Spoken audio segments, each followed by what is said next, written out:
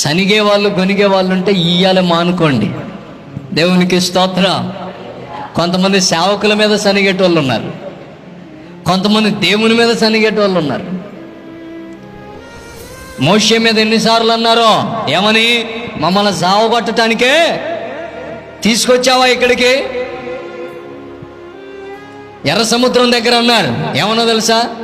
బాబు, ముందు చూస్తే పోయే మార్గం లేదు, వెనక చూస్తే శత్రువులు తరుముకుంటూ వస్తున్నారు. ప్రశాంతంగా ఐగుప్తులో ఉండుంటే ఆ ఇటుకలు దొక్కుంటున్నాం, మట్టి దొక్కుంటున్నాం, ఎట్టనో పడి ముందుకు పోయే వాళ్ళం కదా, మమ్మల్ని సావగొట్టడానికి ఇక్కడ తీసుకొచ్చావు కదా అని సనిగారు.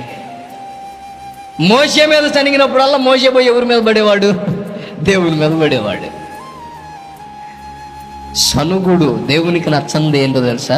సనుగుడు. సనుగుళ్ళు, సంశయాలు దేవుని బిడ్డలకు ఉండకూడదు. ఒకసారి దేవుని యందు విశ్వాసం ఉంచితే ప్రాణం పోయే పరిస్థితులు వచ్చిన ప్రభు యందు నిలకడగలిగి ఉండాలా. అటువంటి విశ్వాసం ప్రభు మనలో కలిగించునుగాక. అలాంటి విశ్వాసం ప్రభు నీలో రేపునుగాక.